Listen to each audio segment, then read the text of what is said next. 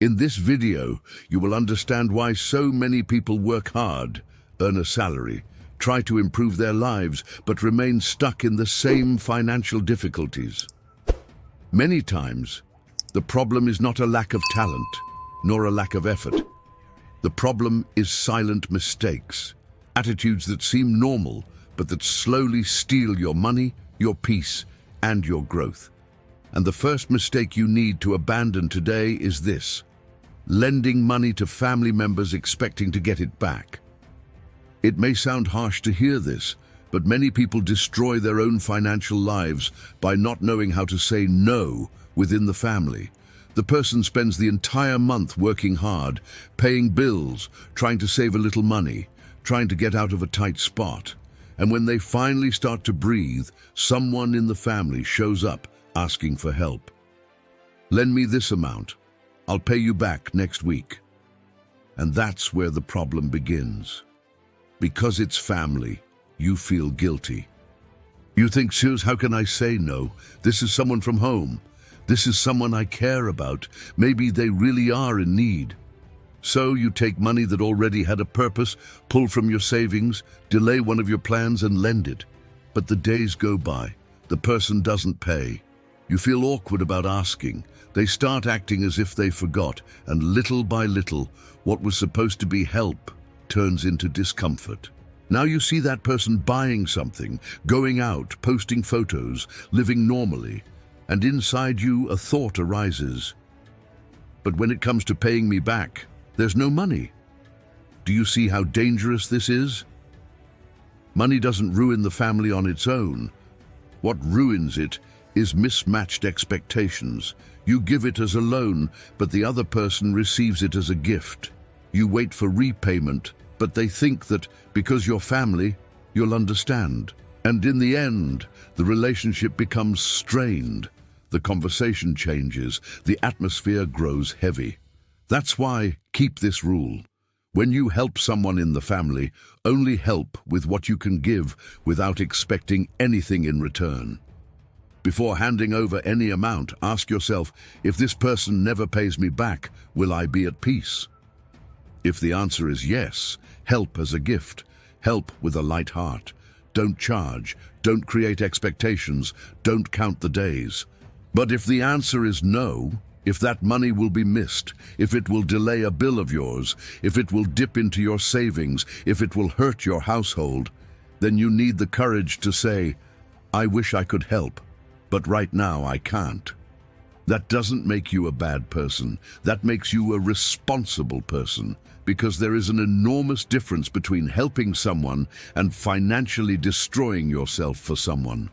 Those who are trying to grow need to protect their own foundation. You cannot build wealth if every time you start saving money, someone takes away your seed. And many people live exactly like this. They never prosper because they are always putting out other people's fires, always saving someone, always lending, always giving in, always putting other people's dreams ahead of their own stability. But as long as you don't learn to protect your money, you cannot build freedom. So the first step is simple but powerful. Stop treating money lent to family as if it were a business transaction. Either you help as a gift, within what you can afford, or you don't lend at all, because your peace is worth more than an uncomfortable demand for repayment. Your stability is worth more than appearing to be the nice one for everyone. And your future cannot be sacrificed every time someone shows up with an emergency. The second mistake you need to abandon if you want to grow financially is this: mixing family with business without limits, without strategy, and without maturity. Pay close attention, because this one traps a lot of good people. Sometimes a person has an idea. They want to start a small business, begin selling something, create a channel, set up an online store, invest in a project, change careers, study a new area, try something different. In the beginning, it's just a seed. There are no big results yet. No money coming in yet, no proof yet that it will work. And what's the first thing they do? They run to tell the family. They share it full of hope. They share it expecting support. They share it hoping to hear, "Go for it, I believe in you." But many times what they hear is exactly the opposite.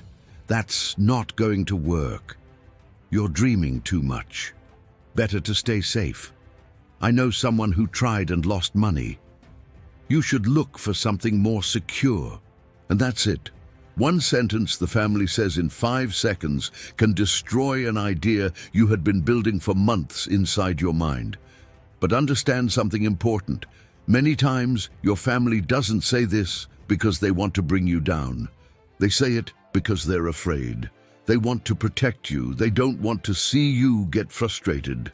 They don't want to see you lose money. They don't want to see you suffer. But there's a problem. Those who try to protect you too much can also end up preventing you from growing, because financial growth requires calculated risk, requires trying, requires learning, requires courage. And many families were taught to seek only safety. Safety in a job, safety in a salary, safety in the familiar, safety in what everyone else does. So when you show up with a different idea, their minds don't see opportunity. They see danger. You say, "I want to start a business." They hear, "He might lose money." You say, "I want to invest in knowledge." They hear, "He might get scammed." You say, "I want to change my life." They hear, "He might leave stability behind." And so, without realizing it, they try to pull you back to the same old place. But if you want to grow, you need to learn one thing. Not everyone who loves you understands the path you need to follow. Love is not the same as financial wisdom. Affection is not the same as business vision. Family can give you emotional support, but they won't always be able to give you professional direction. That's why you need to separate 2 circles in your life. The first circle is the family circle. In it are the people you love, the people you live with, the people who are part of your story. This circle is important. It gives you affection, presence, belonging, memory, emotional support. But there is a second circle, the professional circle. This circle needs to be made up of people who understand growth, business, money, strategy, discipline, and vision for the future. People who have already walked the path you want to follow. People who can guide you clearly, not just out of fear. Because if you ask for financial advice from someone who has never organized their own financial life, you may receive a sincere opinion, but a limited one. If you ask for business advice from someone who has never built a business, that person may only be able to tell you about the risks, not the possibilities. If you ask for investment advice from someone who has always been afraid to invest, they will probably tell you to do nothing. And the problem is that many people hand the destiny of their own lives over to people who have no experience in that area. It's like wanting to learn to swim from someone who has never been in the water. The person may care about you, may genuinely want what's best for you, but they cannot teach you what they themselves have never lived. So from today on, stop bringing every new idea to the family table expecting approval. Not every project needs to be announced before it's born. Not every dream needs to be debated with those who will only see difficulty. Not every decision needs to go through the judgment of people who don't understand what you're trying to build. Sometimes the best path is to work in silence, study in silence, get organized in silence, start small in silence, test in silence, learn in silence. And when results start to appear, you won't need to explain as much, because results speak louder than promises. Many people miss great opportunities because they share too early with the wrong people.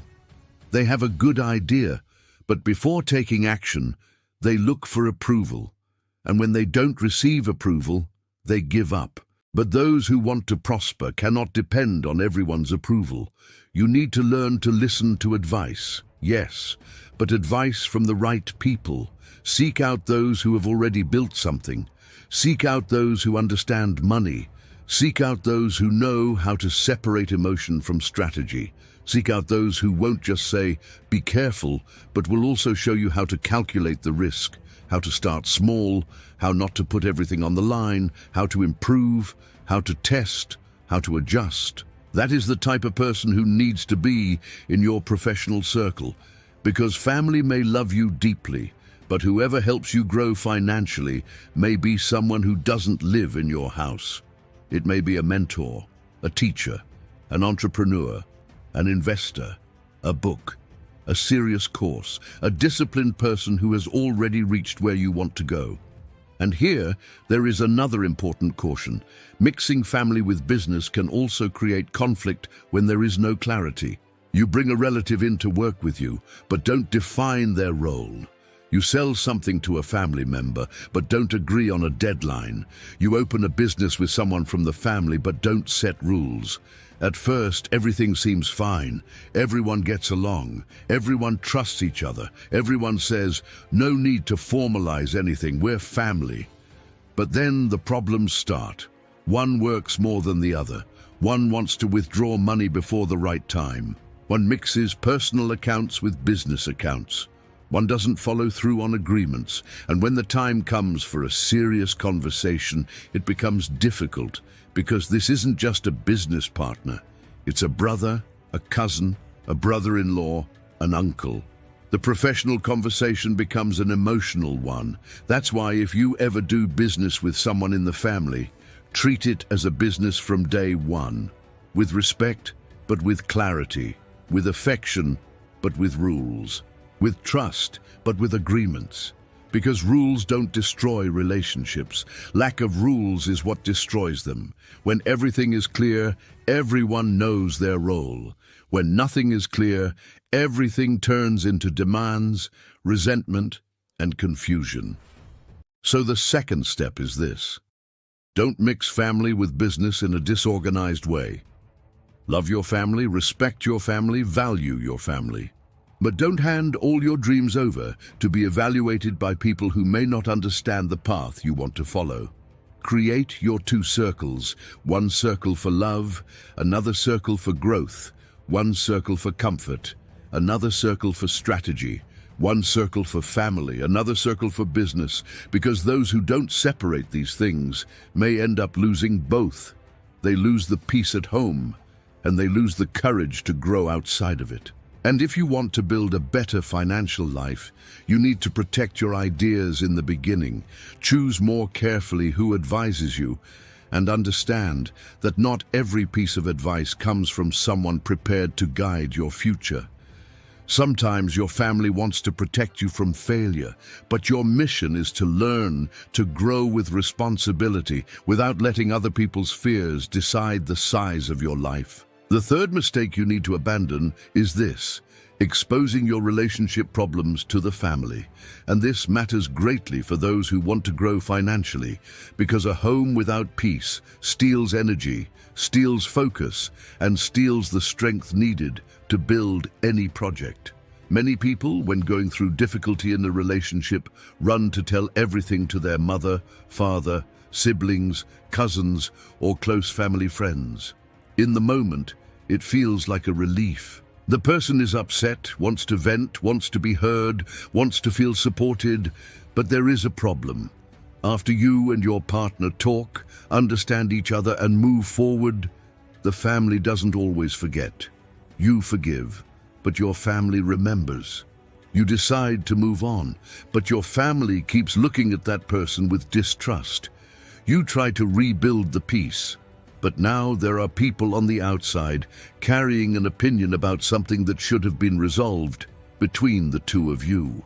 And this creates unnecessary weight, because every couple goes through difficult phases. Every relationship needs conversation, patience, adjustments, and maturity. But when you take every problem to the family, you turn a private difficulty into a public matter.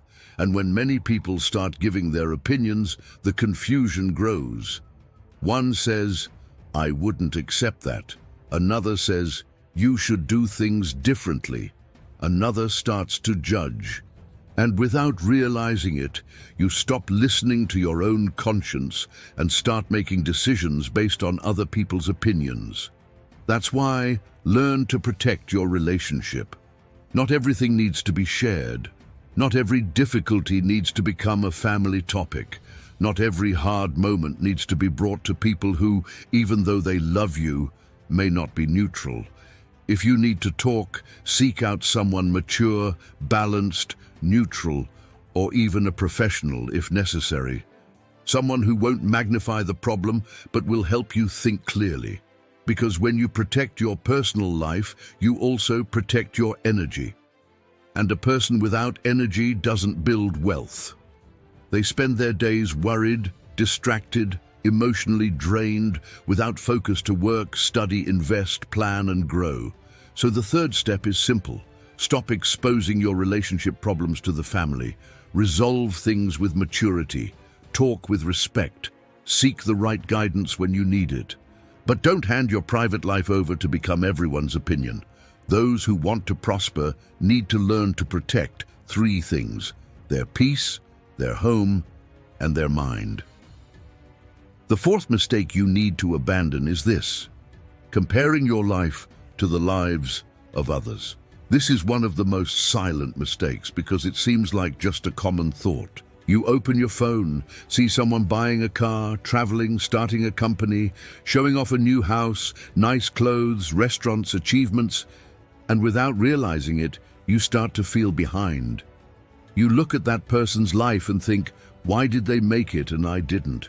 Why is my life still like this? Am I falling behind? But here is the problem. You are comparing your behind the scenes to other people's stage. You see the result, but not the process. You see the beautiful photo, but not the debt. You see the trip, but not the installment payments on the credit card. You see the smile, but not the difficult nights. You see the achievement, but not the years of trying, failing, discipline, and sacrifice.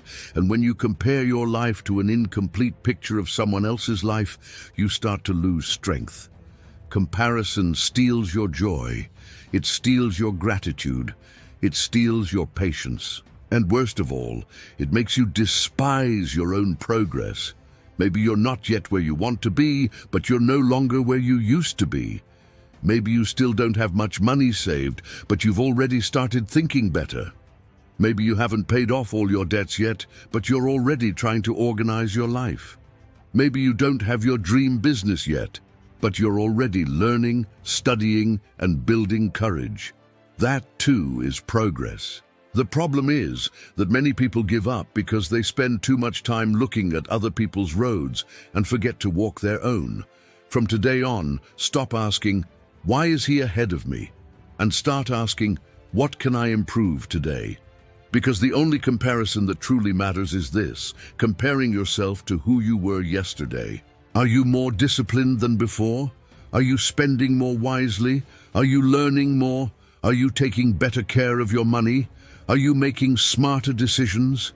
If the answer is yes, then you are moving forward. Maybe slowly, but you are moving forward. And wealth is not built by the person who appears to be winning the fastest. Wealth is built by whoever keeps walking, even when no one is applauding. So the fourth step is this: stop comparing your life to others and start measuring your own progress. Use other people's achievements as inspiration, not as a reason to put yourself down. Look at those who have succeeded and think, if that person made it, I can also learn, improve, and grow. Because while you waste time comparing yourself, someone is studying, someone is saving, someone is investing, someone is building in silence. And you can do that too. But you need to stop looking so much outward and start working more inward. The fifth mistake you need to abandon is this: staying in the comfort zone. The comfort zone seems safe, but it is often a prison in disguise. It's that place where you already know how everything works, where nothing frightens you too much, but nothing truly changes either. The person complains about their salary, but doesn't learn a new skill. Complains about the debt, but doesn't change their habits. Complains about their stagnant life, but keeps doing exactly the same things every single day. And here is the truth: those who always do the same thing almost always get the same results. Growing requires discomfort. Maybe it means waking up earlier to study. Maybe it means selling something for the first time. Maybe it means cutting a spending habit you enjoy. Maybe it means recording a video, looking for clients, talking to someone, starting a small project, or organizing your finances seriously. It doesn't have to be something enormous, but it has to be something different. Because the difference between those who grow and those who stay stuck is not always intelligence. Many times it is courage. Courage to act even when afraid. Courage to try even without a guarantee. Courage to start small, but to start. So this week, choose one uncomfortable thing and do it. Just one. It could be setting aside part of your paycheck. It could be studying about money for 30 minutes. It could be cutting one unnecessary purchase. It could be starting a simple extra income stream. What matters is getting out of autopilot, because your financial life only starts to change when your actions start to change too. The sixth and final mistake is this: waiting for perfection before starting. Many people want to change their lives, organize their money, get out of debt, invest, or start a project, but they always say, "When I have more time, I'll start. When I have more money, I'll start. When I'm ready, I'll start." But the truth is, nobody starts ready. You learn along the way. If you can't save much, save a little. If you can't study for an hour, study for 20 minutes. If you can't start big, start small. What matters is getting moving. Perfectionism is often fear in disguise, and those who wait for everything to be perfect end up watching life pass by without taking action. So stop putting it off. Start with what you have, the way you can, today. These are the 6 mistakes you need to abandon. Lending money to family expecting to get it back. Mixing family with business. Exposing relationship problems to the family. Comparing your life to others. Staying in the comfort zone and waiting for perfection. Wealth begins when you change your daily attitudes. It's not just about talent. It's about discipline, courage, and consistency. If this video made sense to you, like it, subscribe to the channel, and comment, "I will start today."